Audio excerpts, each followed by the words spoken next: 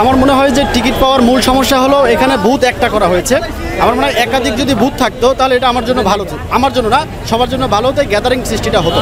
দেখেন আমি একজন অ্যাডভোকেট, আমি ঢাকার সেই একেবারে শেষ প্রান্ত থেকে এখানে এসেছি একটা টিকিট নেওয়ার জন্য। এরকম হাজার হাজার লোক আছে যারা কিনা ঢাকার বাইরের থেকে এসছে। এই গ্যাদারিংটা আপনার কতক্ষণ পর্যন্ত থাকবে?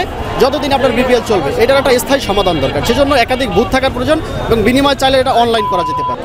কিন্তু মানে বিসিবি যে এই অনিয়মগুলাতে খুব তাড়াতাড়ি মানে জোরদার করা দরকার। কারণ কি তারা বলছে কি সংস্কার, এটা কি ভাই সংস্কারের নমুনা?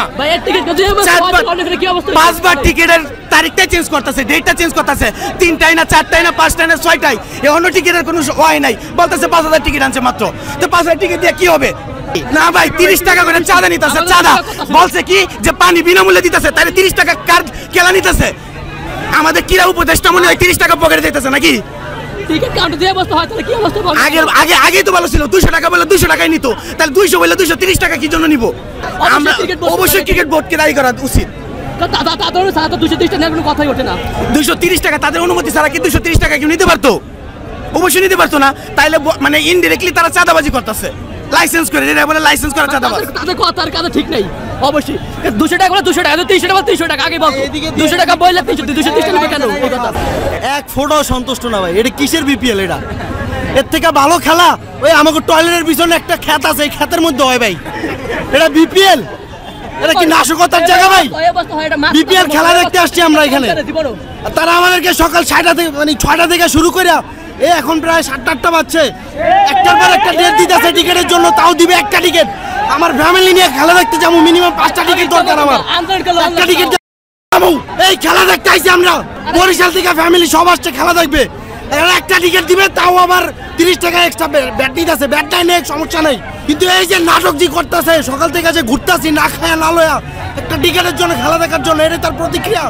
বিপিএল গভর্নিং বডির উচিত এখানে মিরপুরে আরও বুথ বাড়ানো, কারণ এখানে টিকিট প্রত্যাশীরা এসে অনেক বিভ্রান্ত সৃষ্টি হচ্ছে। তো তাদের প্রত্যাশা মতো টিকিট পাওয়ার জন্য অনেকগুলো বুথের প্রয়োজন। এখানে দেখতে পাচ্ছেন আপনারা যে একটা বুথে 3 পাশে টিকিট দিচ্ছে, কিন্তু অনেকগুলো সিরিয়াল থাকার পরেও কাঙ্ক্ষিতভাবে তারা নিজের টাকা দিয়ে কিনবে, সেই টিকিটটা পাচ্ছে না তারা। টিকিটের ব্যাট বলতেছে, ব্যাট তো অনলাইন ফি, তাহলে এরা তো চাঁদাবাজিটা কেন করতেছে? এখন অনলাইনে টিকিট কাটলে 30 টাকা ব্যাট নিবে, ভালো কথা। এরকম ক্রিকেট ব্যাট দুনিয়ার কোথাও নাই ভাই। এরকম ক্রিকেট বোর্ড থাকার চাইতে ওই এলাকার যেই বড় ভাইরা মিল্লা ক্রিকেট টুর্নামেন্টে ওই খেলা দেউম, বিপিএল এর খেলা আর দেখতাম না ভাই।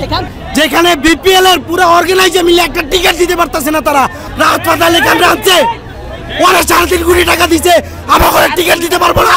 ওই গান শোনার জন্য আমরা এখানে আসি না, টিকিট খেলা দেখার জন্য আসি। এরকম বিসিবি থাকার থেকে না থাকা ভালো।